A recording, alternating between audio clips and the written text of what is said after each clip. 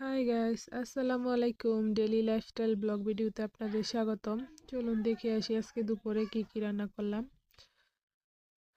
এই তো, চলুন রান্নায় চলে যাই।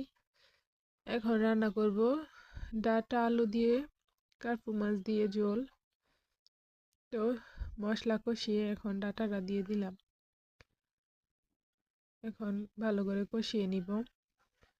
ডাঁটা প্রায় কষানো শেষের দিকে, দেখতে থাকুন। আপু, আমার নতুন চ্যানেল, সবাই আমার চ্যানেল সাপোর্ট করবেন, সাবস্ক্রাইব করবেন।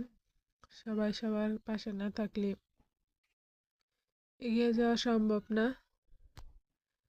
তো দেখুন, এখন টমেটো দিয়ে দিছি। এখন আর একটু ভালো করে কষাবো।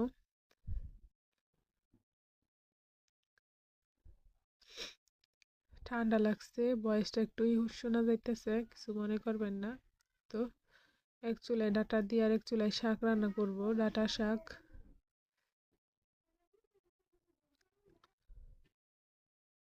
তো পেঁয়াজ রসুন কাঁচামরিচ লবণ তেল সবই দিয়ে দিছি।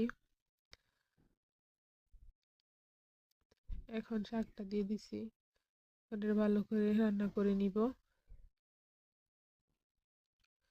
তো দেখুন আমার পাকনা বুড়ি কি করতেছে। মাসকলাইয়ের ডাল আমার শাশুড়ি খোসা ছাড়াচ্ছিল, তখন আমার মেয়ে যে আবার ধরতেছে। তো দেখুন, তো রান্না প্রায় শেষ। শাক, এখন লেবু পাতা দিয়ে দিব। তো দিলাম লেবু পাতা। তো শাকের ফাইনাল লুক। এখন রান্না করব সিম আলু দিয়ে নিরামিষ তরকারি। তো এটার মাঝখানে ডাঁটাটা ধনিয়া পাতা দিছি, এখন নামিয়ে নিব। আরেক চুলায় ভাত বসাইছি, ভাত হয়ে গেছে, এখন নামিয়ে নিব। তো ডাঁটাও হয়ে গেছে।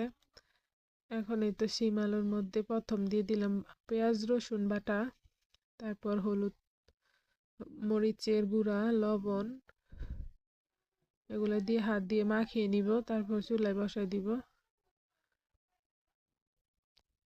শীতের সবজি খেতে খুবই ভালো লাগে।